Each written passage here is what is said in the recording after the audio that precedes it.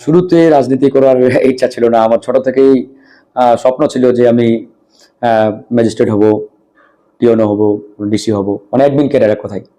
তা আমি আসলে হাই স্কুল লাইফ থেকেই আমার এরকম একটা স্বপ্ন ছিল। তখন থেকে আমি অনেক কষ্ট করে পড়াশোনা করেছি, অনেক হার্ড ওয়ার্কিং করেছি, স্ট্রাগল করেছি। তারপরে কলেজ লাইফে আমি চিন্তা করলাম যে না, আমাকে ঢাকা ইউনিভার্সিটিতে চান্স পেতে হবে, আমাকে অ্যাডমিন ক্যাডার হতে হবে যে কোনো মূল্যে, অ্যাট এনি কস্ট।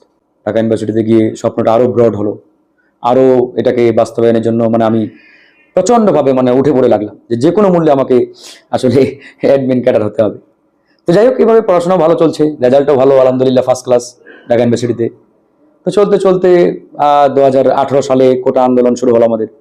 তো আসলে এই যে কোটার যে ভয়াবহতা, তখন এটা আমরা বুঝতে পারলাম।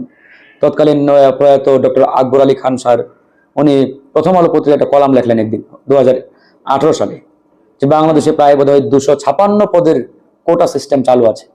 তো এই কলাম পড়ে আমাদের সবার একবারে মানে চক্ষু চরক গাছ বলা যায়, যে রীতিমতো আমরা হতবাক যে বাংলাদেশে এত কোটা কোথাও, মানে এত ধরনের কোটা, এটা আমি নিজেও জানতাম না, আগে আমরা জানতাম না। তারপরে দেখলাম 56% কোটা, 44% মাত্র মেধা। এইভাবে তো একটা দেশ মানে মেধাবীদের মূল্যায়ন করতে পারে। তারপরে আমরা এটার বিরুদ্ধে আন্দোলন করার চিন্তা করলাম এবং আন্দোলন শুরু হলো। আমরা আন্দোলন নেতৃত্বে আসলাম। এই আন্দোলন চলতে চলতে হামলা মামলার শিকার। তারপরে আর দেখা গেল যে আর চাকরিটাকে আমাদের হবে না, এত মামলা। তখনই আমাদের প্রায় প্রত্যেকের ঘাড়ি বোধহয়, আমরা যারা নেতৃত্বে ছিলাম, 15-20টা করে মামলা।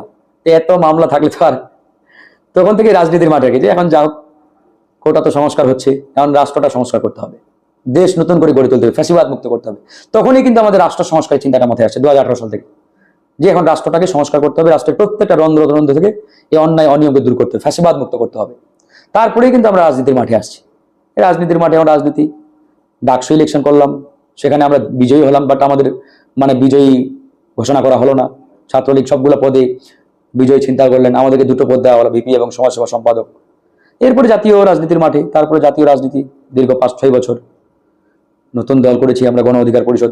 এই জার্নি দীর্ঘ। তারপরে তো 2024 সাল গণ অভ্যুত্থান হলো। এই গণ অভ্যুত্থানের বীজ আমি মনে করি আনুষ্ঠানিকভাবে 2024 সালেই আমরা বপন করেছিলাম।